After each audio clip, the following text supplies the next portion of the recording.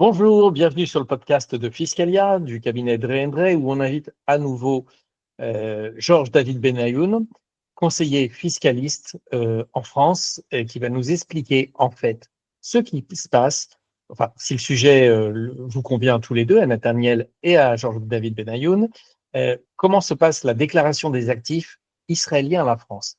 Quels sont les risques? Quelles sont les différentes options? Et comment se passent les échanges d'informations? Qu'est-ce qui se passe quand la France apprend l'existence d'un compte bancaire à l'étranger? Dans les faits, qu'est-ce qui se passe? Alors, déjà, on va peut-être parler. Bonjour, on va regarder côté français, puisque par définition, on parle de personnes qui ne sont pas obligatoirement et souvent pas résidents fiscaux israéliens, mais qui sont résidents fiscaux français qui vont avoir des biens en Israël. Donc, on a quoi? Depuis 2020, on a l'échange automatique de données bancaires où il est très 2017. compliqué de 2017, ouais. passer au travail. 2000, pardon? 2017. Oui, mais 2017. la mise en application pratique, c'est vraiment 2020, le premier échange. Mhm. Donc, on voit les incidences. Les incidences, c'est j'ai un compte bancaire qui n'a pas été déclaré. D'abord, il faut dire une chose. Si vous ouvrez un compte bancaire en Israël aujourd'hui, déclarez-le. Parce qu'il n'y a rien de plus simple d'avoir comme amende 1 500 €. Et il se trouve qu'en plus, quand vous ouvrez un compte en Israël, vous n'en avez pas un, mais vous en avez souvent trois. Un compte dollar, euro et shekel. Et que nous, on voit des clients qui viennent avec des amendes de 6 000, 12 000 € parce que sur 2 ans, ils n'ont pas déclaré. Donc, ça n'existe pas. Là, on est sur une situation, on va partir du principe qu'un compte n'a jamais été déclaré et qu'il a une certaine antériorité. Alors, en Israël, les banques ont des obligations, Nathanaël, d'aller chercher et de repérer et de bloquer. On est d'accord sur... Tout à fait. Les banques, si elles. Bonjour tout le monde d'abord. En effet, en Israël, lorsque une banque remarque certains signaux d'activité ou de non-activité sur un compte bancaire, ça peut On parle de quoi? effectivement Excusez-moi, allumer. Nathaniel, on parle de quoi? On parle de virement France-Israël ou Israël-France? Bon, C'est alors, ça? Ou d'utilisation de la carte? j'ai malheureusement pas toute la liste parce que c'est Ah, une ok. liste qui est pas publique. Mais quoi qu'il en soit, déjà il faut savoir une chose, c'est que les banques, elles distinguent si le compte il est ouvert par un étranger.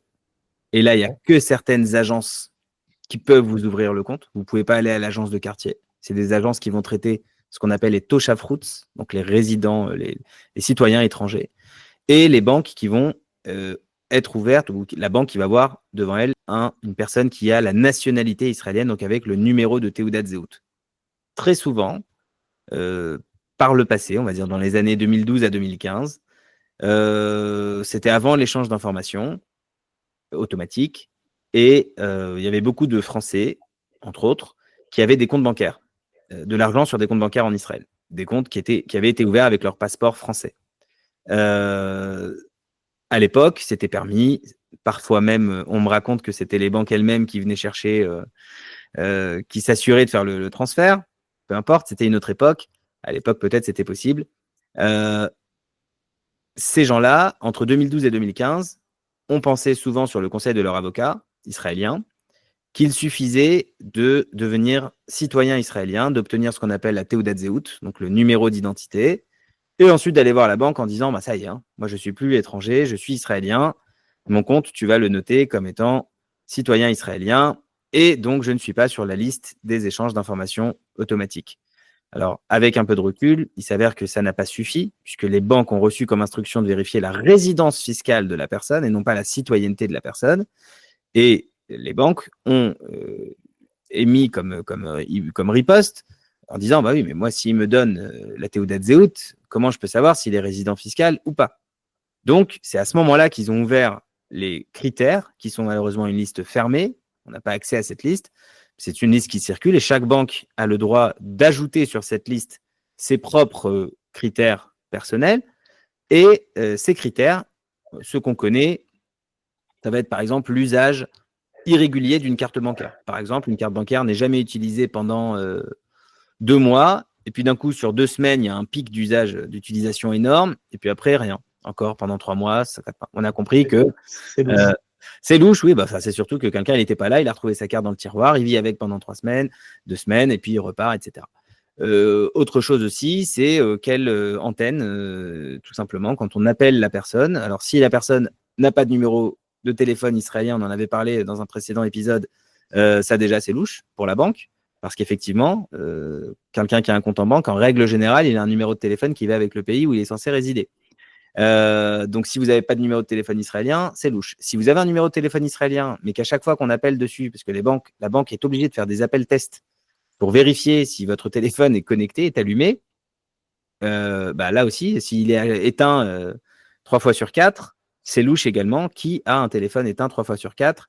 Alors, quand c'est Shabbat, la banque, elle ne travaille pas non plus.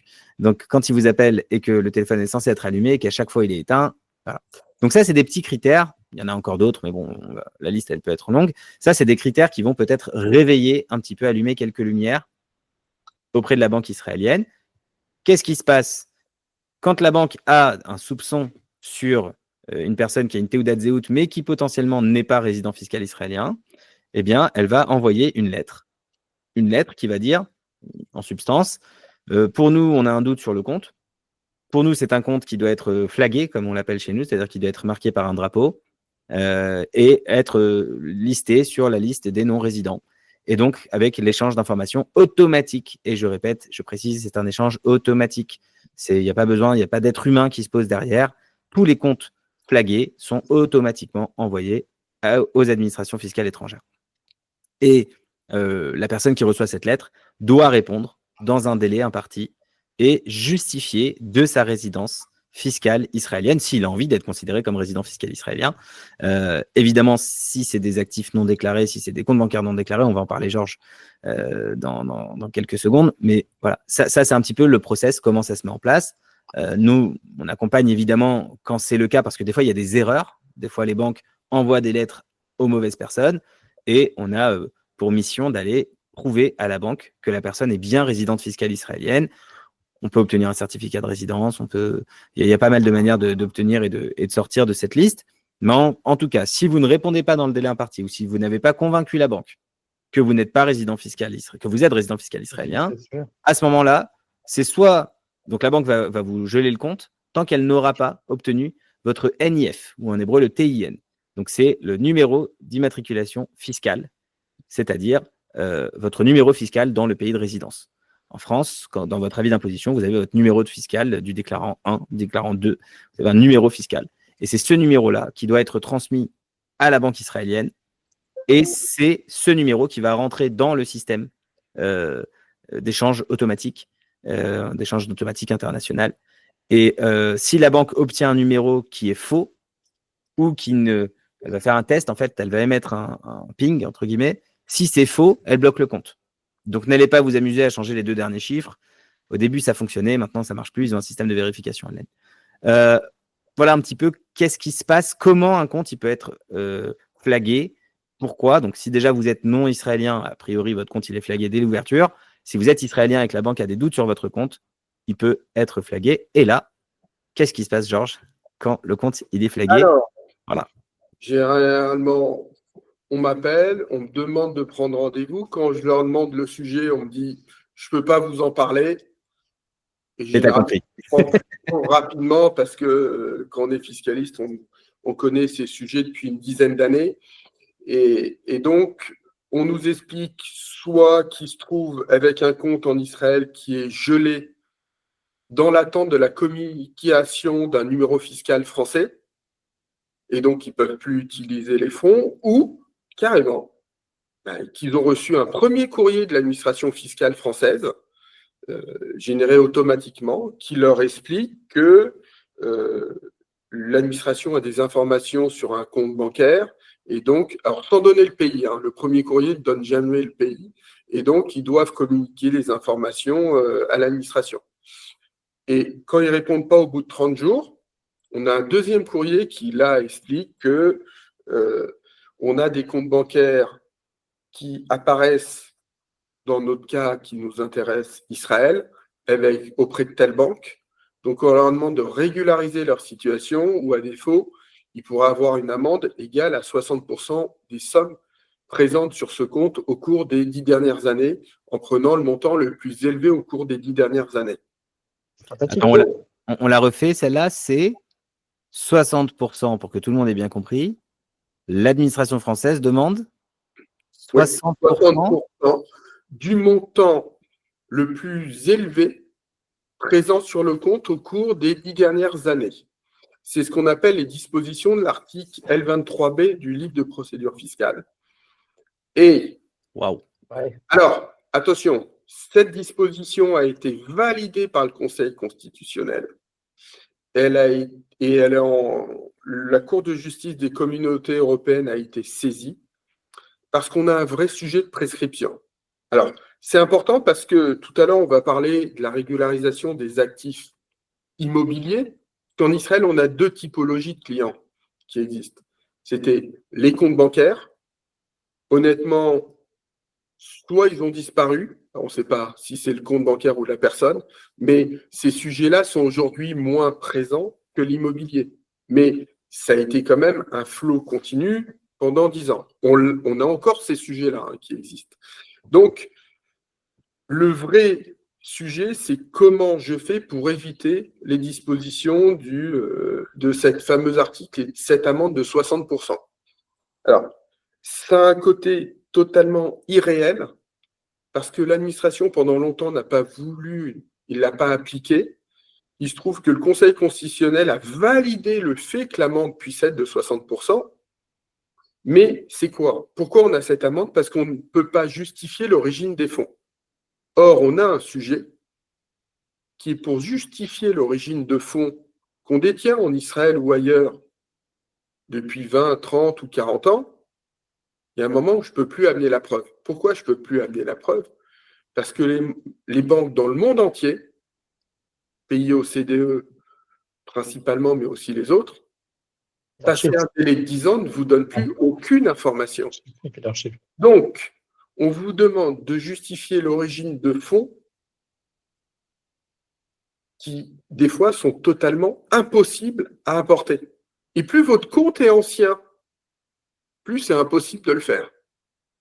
Donc, on a un sujet et l'administration, c'est très particulier. J'ai des services fiscaux qui ne l'appliquent pas et d'autres qui l'appliquent. Et je leur dis, mais c'est irréel. Vous êtes en train d'appliquer une disposition que je ne vois pas dans d'autres services. On vous explique que c'est la loi. Je leur dis, je suis tout à fait d'accord. Il y a quand même un problème d'égalité devant l'impôt. Donc, je préfère quand ce n'est pas appliqué et on se bat lorsque l'administration tente de nous l'appliquer. Donc, je veux dire que ce n'est pas appliqué systématiquement? S'ils attrapent un compte bancaire où il y a un solde. Pas appliqué systématiquement. Et moi, j'ai plein de dossiers où le sujet n'a pas été envisagé ou lorsqu'il a été envisagé, suite à notre réponse, il a été fermé immédiatement. Et donc, il se passe quoi dans ce cas-là? Alors, quand on régularise un compte bancaire, d'abord, on doit le faire sur 10 ans. Alors, si votre compte a 3 ans, on prend les 3 dernières années. S'il a 15 ans, on le régularise sur 15 ans. Avec quoi? L'impôt sur le revenu. Donc, généralement, on va aller chercher tous les placements et aller insérer ça dans vos déclarations d'impôt sur 10 ans.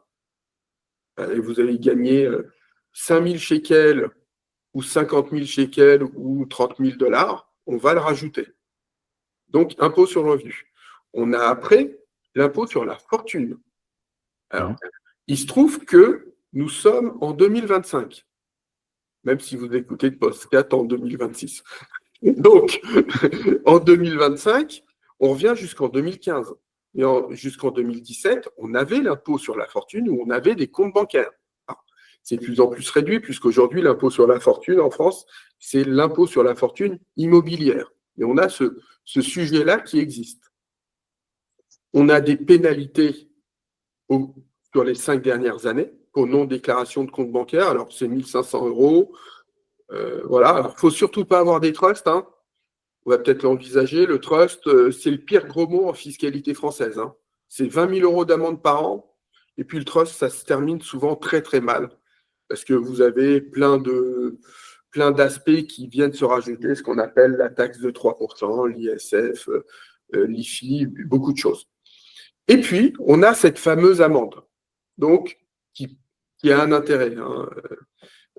Donc voilà, c'est un sujet de négociation. Il y a un travail à faire. Il faut déjà constituer un dossier, et ça se fait plutôt en semaines ou en mois qu'en jours, hein, parce que c'est très compliqué.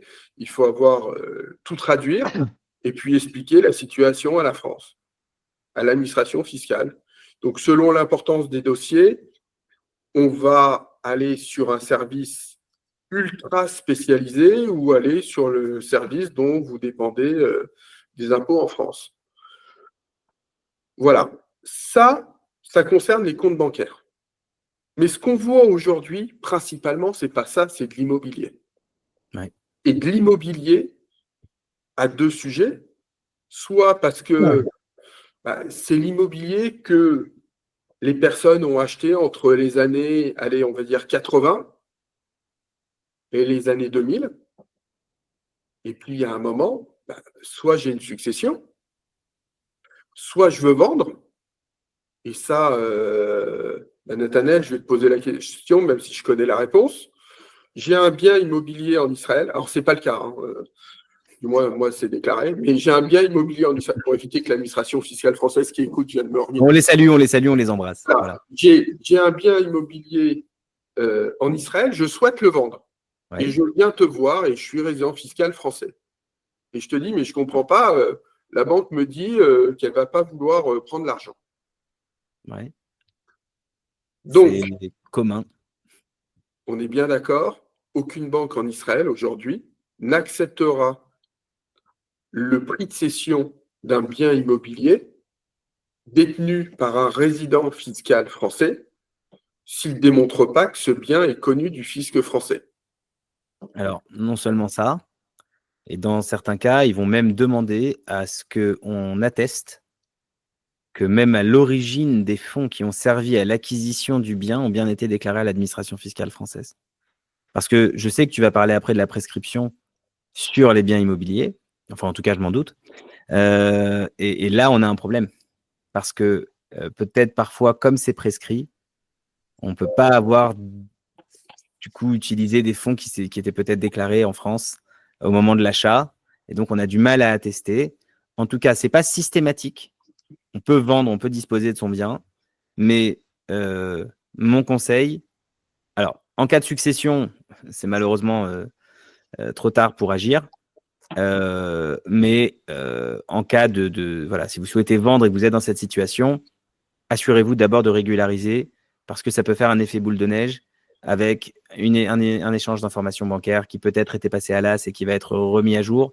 Ça peut éveiller pas mal de choses, donc faites bien attention lorsque vous souhaitez vendre un bien, obtenir le prix de cession. J'ai entendu parfois des avocats en Israël qui vont proposer de mettre en place un compte séquestre pour servir un petit peu de passerelle. Si vous vendez le bien numéro 1 pour en acheter un autre par la suite, n'oubliez pas, quand vous ouvrez un compte séquestre, l'avocat doit déclarer qui est le bénéficiaire effectif du compte bancaire de ce compte séquestre.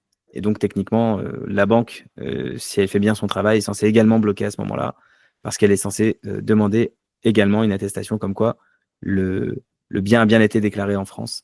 Donc, on a cette problématique lorsqu'on souhaite vendre, et très souvent, cette problématique lorsqu'il y a une succession, parce que je répète, à toute fin utile, qu'effectivement en Israël, il n'y a pas d'impôt sur les successions, il n'y a pas d'impôt sur les donations, mais ça, c'est à condition, alors déjà pour le moment, je rappelle qu'il y avait jusqu'en 1981 et ça a été annulé, donc à tout moment, s'ils ont pris goût la première fois, ils peuvent peut-être remettre une petite couche, on espère que non. Et deuxième chose, il n'y a pas d'impôt sur les successions et donations en Israël, à condition que l'héritier soit en Israël, le défunt soit en Israël et le bien soit en Israël. Si un des trois n'est pas en Israël et se trouve en France, l'héritier, le défunt ou le bien, vous êtes soumis à l'impôt sur la succession en France. Donc, si vous êtes résident fiscal français, il y a un décès et l'héritier, qu'il soit en Israël ou en France, peu importe, doit hériter de ce bien, il faut s'acquitter de l'impôt sur la succession en France.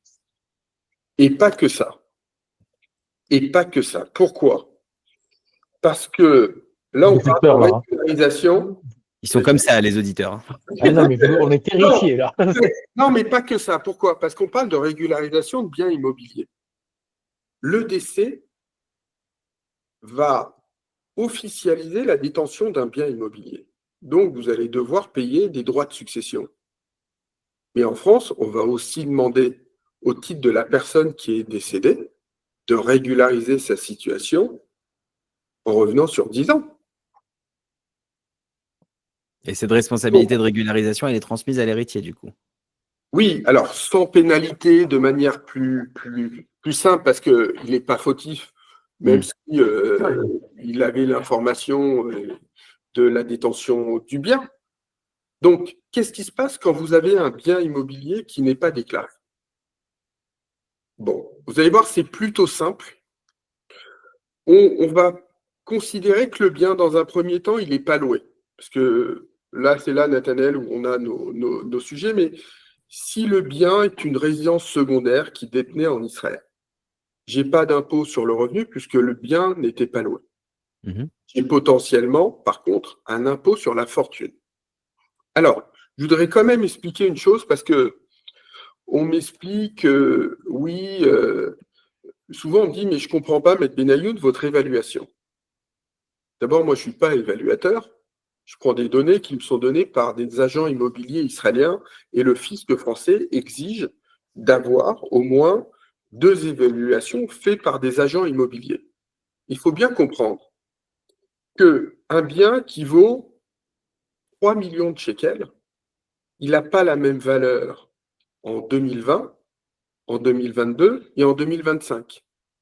Parce qu'on doit évaluer au regard du cours au 1er janvier de l'année. Donc, même si votre bien, ce qui est peu probable en Israël, n'a pas changé de valeur, on tient compte aussi de la variation du shekel. Oui, puis comme tous les biens, ils font 10% par an. Voilà. Donc, au niveau de l'impôt sur la fortune, on a souvent le sujet parce que je rappelle que l'impôt sur la fortune immobilière en France, c'est 1 300 000 euros. Quelqu'un qui a un bien en France qui vaut, allez, 500, 600, 700 000 euros, va avoir un bien en Israël qu'il n'a jamais payé ce prix-là, mais dont la valeur aujourd'hui, avec le taux de change, même période guerre, vaut 600, 700 000, c'est pas rare. Alors, à Tel Aviv, c'est même impossible. Parce Si ça existe, c'est une cave, par contre, mais ça existe. Voilà, c'est ça. Donc, on a un sujet. On n'a pas d'impôt sur le revenu, on a l'impôt sur la fortune, et élément important, on n'a pas ce qu'on a dit tout à l'heure pour les comptes bancaires, cette amende. Donc, un dossier de régularisation va plutôt vite. Maintenant, on a un deuxième aspect qui concerne ceux qui ont des biens qui ont été achetés, même souvent de manière officielle, mais qui ne sont pas déclarés en France et qui sont loués. Alors là, on va juste expliquer comment ça fonctionne côté français. Parce que moi, alors là, on va rentrer dans la période fiscale en France. Et moi, je vois des clients qui me disent, non, mais de toute façon, le bien, il est en Israël, il y a de l'impôt en Israël, je déclare rien en France. Je leur dis, dommage. Parce que déjà, vous ne l'avez pas dit quand vous l'avez acheté, vous ne le dites pas pour l'impôt sur la fortune, et vous ne le dites pas que le bien est loué. Et après, vous vous étonnez que la France vous prend à une présomption quand même de mauvaise foi et vous interroge pendant 1 an. Parce qu'en réalité, il faut déclarer en France votre bien qui est loué, ça n'a pas d'incidence. Qu'est-ce qui se passe? Je vais demander à Nathanaël, mais il va nous expliquer tout à l'heure comment ça fonctionne. Je vais lui demander la preuve qu'un impôt a été déclaré, voire payé en Israël, mais pas obligatoirement. Et nous, on va réexaminer son document, le changer un tout petit peu parce qu'il va par exemple nous expliquer qu'il y a un bénéfice de 4 000 shekels ou 5 000 shekels parce qu'en Israël, on peut amortir le bien, mais que la somme est tellement basse qu'il n'est pas imposable en Israël. Et moi, ce 4 000, 5 000 shekels, je vais le traduire, le convertir en shekels, alors selon une autre méthodologie, parce que dans ce cas-là, on prend la moyenne du taux de change durant l'année. Donc nous, là, on est en train de récupérer les taux de change mois par mois et on fait notre moyenne. Alors qu'à l'impôt sur la fortune, c'est le taux de change au 1er janvier. Et la fiscalité, c'est quand même des gens qui réfléchissent. C'est un côté amusant pour le fiscaliste qui est beaucoup moins amusant pour la personne concernée. Et donc, je dis quoi? On va déclarer en revenu de source étrangère et l'impôt payé en Israël va vous permettre d'annuler l'impôt français. On aura juste l'application de ce qu'on appelle le taux effectif global en France, qui peut avoir une incidence, mais très très légère, mais vous n'aurez pas d'impôt en France. Et c'est d'autant plus intéressant, et moi je me bats avec mes clients quand ils me disent mais non, je ne veux pas déclarer en Israël. Je leur dis le fisc français n'a pas bonne réputation, mais le fisc israélien a encore moins bonne réputation. Et il n'y a rien de plus simple qu'un bien immobilier à repérer. Donc, il faut préciser effectivement dans ce que tu dis, c'est que la convention fiscale de non-double imposition entre la France et Israël, dans l'article 6 qui traite des revenus fonciers, a mis en place, une disposition qui va taxer de manière exclusive le bien dans son lieu géographique. Ça veut dire qu'un bien situé en Israël ne sera taxé que par Israël sur les revenus fonciers. Cela dit, cette imposition exclusive n'entre en application que si on est en mesure de prouver qu'on a effectivement déclaré en Israël. Dans le cas où il y a une absence de déclaration en Israël, la France ne tient pas compte de l'application de l'article 6, puisque vous n'avez pas joué le jeu, vous n'avez pas déclaré cette partie-là en Israël. Et on a toujours le problème, mais avec Georges, on a réussi à trouver une solution. C'est pour les personnes qui sont en dessous du seuil, parce qu'en Israël, il faut savoir qu'il y a un seuil de loyer qui est de 5 654 shekels pour les auditeurs. Si votre loyer est équivalent ou inférieur à ce montant-là par mois, l'ensemble de vos loyers, faites attention, si vous avez 3 appartements et qu'au total, ça dépasse ce montant-là, vous êtes soumis à l'obligation déclarative. Mais si l'ensemble de vos loyers mensuels est inférieur à 5 654 shekels par mois, pour Israël, vous n'avez pas besoin de déclarer vos revenus locatifs. Cela dit, si vous voulez éviter d'avoir un problème d'interprétation en France, faites bien attention de tout de même déclarer ces revenus. Alors, ça n'engendrera pas d'impôt de toutes les manières. On en a parlé déjà dans un podcast précédent. En règle générale, en Israël, il n'y a pas d'impôt sur les revenus locatifs. Je dis en règle générale, dans 99,9% des cas. Et même s'il y en a un, c'est vraiment un impôt minime. Dans tous les cas, il faut le déclarer pour avoir à disposition un avis d'imposition officiel que l'on va pouvoir présenter à la France pour dire j'ai bien joué le jeu, j'ai donc le droit à la disposition de l'article 6. Et comme l'a dit Georges, je peux donc intégrer ça dans c'est quoi, la 2044 2047 et 2044. Voilà. Dans la liasse fiscale qui traite les revenus étrangers, qui donne droit à un crédit d'impôt équivalent au montant de l'impôt payé à l'étranger. Donc, techniquement, pour résumer sur la partie des revenus locatifs, déclarer en Israël, selon le fisc israélien, c'est obligatoire si vous dépassez 5 654 shekels par mois. Dans la très très grande majorité des cas, pour ne pas dire dans la totalité des cas, il n'y a pas d'impôt à payer. Et si vous souhaitez pouvoir bénéficier de l'application de l'article 6, à ce moment-là, il faut, dans tous les cas, déclarer en Israël pour ne pas être retoqué en France. Alors, on va compléter avec des précisions.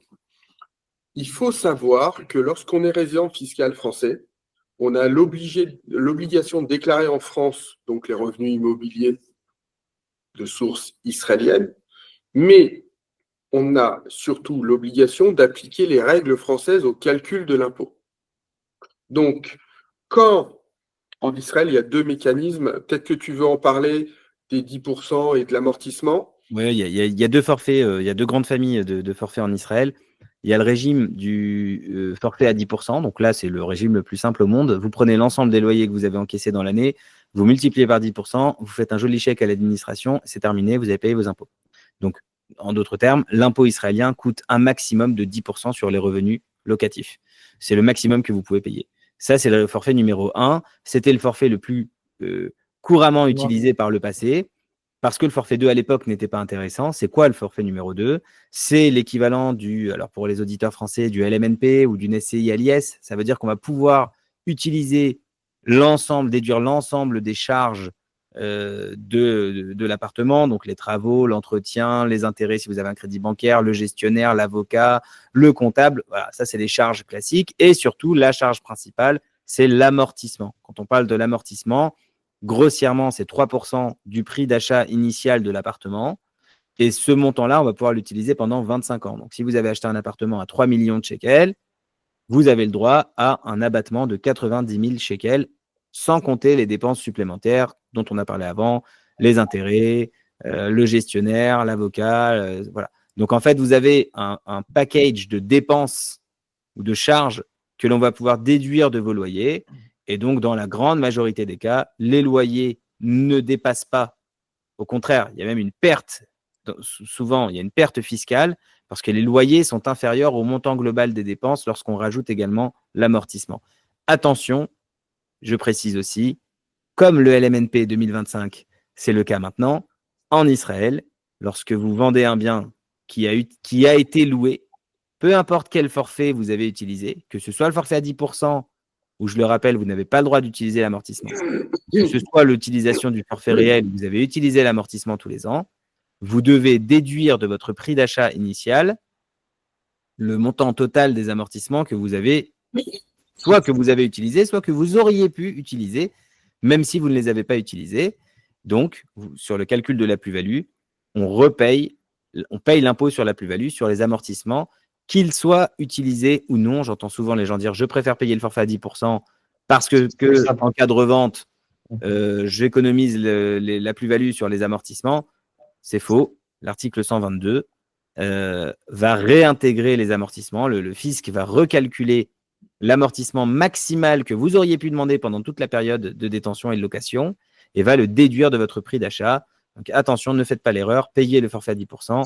C'est souvent la moins bonne idée. Même si c'est le plus simple, ce n'est pas vous qui faites le travail. Souvent, c'est nous, c'est le comptable. Donc c'est simple. Vous nous contactez sur cette partie-là. Arrêtez de payer le forfait à 10%. Voilà. Maître Benayoun, peut-être le mot de la fin, non, peut-être? Non, Lionel, parce que là, on a un vrai sujet. On a un petit piège. C'est que, et c'est pour ça que je souhaitais que Nathanaël développe le 10% ou ce qu'il a appelé le LMNP. Ou le forfait réel, ouais, le deuxième. Ce qu'il appelle le forfait réel, chez nous, c'est du LMNP, loueur meublé. Or, en Israël, qu'on soit en meublé ou en non meublé, on peut avoir ce régime de forfait. Oui, et en nom propre, je précise, un nom propre peut amortir. On n'a pas besoin d'être en société. Moi, je dis toujours à mes clients qui font de la location en Israël, louer meublé. Parce que si vous louez nu, donc sans meuble, lorsque Nathanaël m'envoie la déclaration d'impôt avec forfait, je dois retirer l'amortissement. En France, l'amortissement ne peut concerner que les locations meublées. Et pourquoi je dis ça? Parce que, allez, je crois qu'on en a eu 2 l'année dernière, on va sûrement en avoir 2 ou 3 cette année. Des personnes qui ont des biens en Israël qui sont loués, qui vont demander à personne conseil avant de répondre au fisc. Le fisc leur dit, mais vous avez quoi? C'est quoi votre bien? Ils vont répondre, bah, c'est un bien qui est loué. On leur demande, c'est meublé, c'est nu. Patatras, sur 3 ans, 10 000, 15 000, 20 000 euros de redressement fiscal. Donc, il faut faire très attention. Encore une fois, malgré ce que tu dis, Nathanaël, ce que tu dis, c'est comment ça s'applique en Israël. Quand on est résident fiscal français, on doit reprendre les éléments et les retraiter. Alors, quand c'est du meublé, je reprends tous tes éléments. Si c'est du non meublé, je dois retirer l'amortissement. Oui, alors on rappelle, la fiscalité sur les revenus, vous n'allez pas payer plus cher sur les impôts, puisqu'en France, les revenus locatifs ne sont pas taxables. Juste ce que tu expliques, Georges, c'est que pour le taux effectif de la personne, on va en fait rehausser le taux effectif, puisqu'en fait, on a rehaussé la part des revenus. Non, oui. Parce que sur l'impôt sur le foncier, il n'y en aura pas, c'est l'article 6. Voilà, mais par contre, il faut rappeler l'élément essentiel, déclarer en Israël. Quelqu'un qui vient nous voir et qui ne déclare pas, je leur explique, ce n'est pas 10% que vous allez avoir ou 0. Vous allez avoir l'impôt sur le revenu avec votre tranche marginale, plus 17,2 de contribution sociale. Donc, c'est le jour et la nuit en termes d'imposition. Et Donc, puis n'oubliez pas que Israël, c'est pas cadeau, hein. Ça restera aussi obligatoire de déclarer en Israël s'ils vous attrapent. Et comme l'a dit Georges tout à l'heure, c'est facile d'attraper un bien immobilier aujourd'hui avec les registres. C'est rapide de voir si c'est loué ou pas. Il suffit qu'il y ait un croisement avec la taxe municipale, l'électricité et le nom du propriétaire. En 2 minutes, c'est réglé, hein. et Lionel, comme je vous ai coupé et vous étiez pressé de nous demander quelle était la fin, donc la fin, c'est quoi? Qu'est-ce qu'il faut retenir? On vit aujourd'hui dans un monde où il y a des échanges à tous les niveaux. Sauf que ce monde est devenu transparent en 2023. Il n'y a plus de secret bancaire et les administrations communiquent de plus en plus.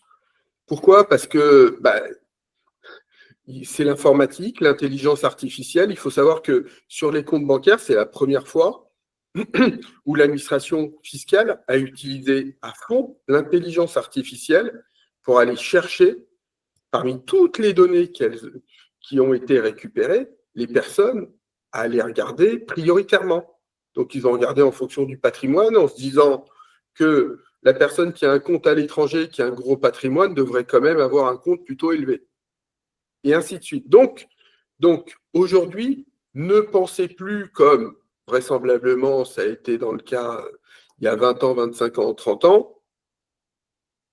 On déclare ses impôts, on déclare un compte bancaire, on déclare un bien immobilier et on déclare une succession. Alors, moi, j'ai encore des gens qui me disent « Ah oui, mais je ne vais pas déclarer ». Je leur dis « Moi, ça ne me dérange pas parce que je ne suis pas censé vous suivre si vous ne déclarez pas et je ne vais même pas le savoir. Mais attention, il faut savoir qu'il y a une telle interaction qu'aussi bien Israël que la France ont intérêt à avoir des informations. Et quand on dit mais oui, mais Israël va quand même pas donner des informations concernant des personnes qui ont des biens en Israël, ils vont pas donner à l'administration fiscale française. Mais Israël est très heureux d'avoir des informations concernant les Israéliens qui ont des biens en France et qui ne sont pas connus du fisc israélien. Donc, il faut sortir de la naïveté, ça va dans tous les sens, à tous les niveaux, et on vit dans un monde où on doit savoir s'adapter. Donc, la fraude ou la méconnaissance est quand même de plus en plus rare, hein. Ne pas savoir qu'il faut déclarer un compte bancaire à l'étranger, là, ça commence à être compliqué en 2025.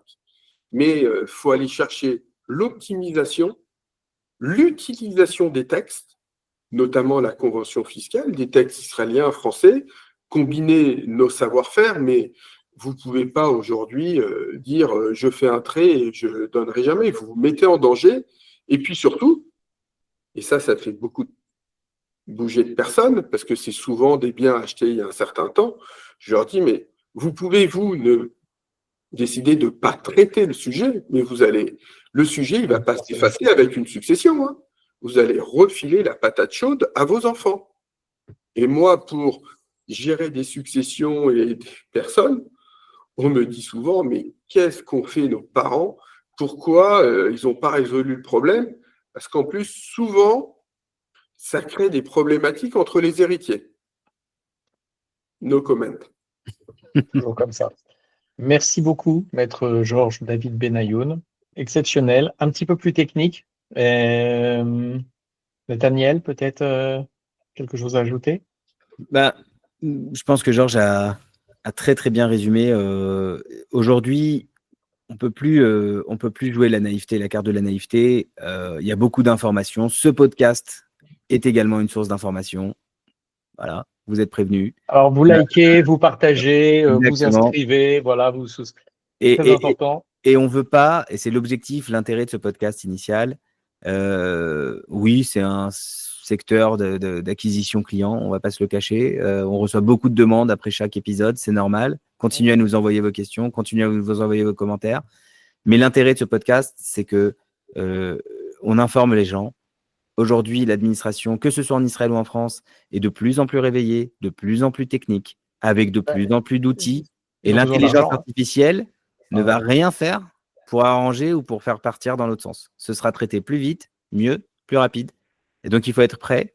Il faut utiliser les textes. Il faut respecter. J'ai toujours pour habitude de dire que la fiscalité, c'est une autoroute à plusieurs voies. On peut choisir quelle voie on prend. Mais dans chaque autoroute, il y a 2 barrières qu'on ne franchit pas. Donc, faites bien attention. Choisissez la voie qui vous va. À droite, ça va un peu moins vite. À gauche, ça va très vite. Mais ne passez pas les barrières. Et suivez bien les panneaux de signalisation. Voilà, c'est une petite image pour finir. Merci à tous encore pour vos écoutes. Partagez, commentez. Merci Georges, toujours un plaisir. Merci. Et à la prochaine. Au revoir tout le monde. Au revoir. Merci, au revoir.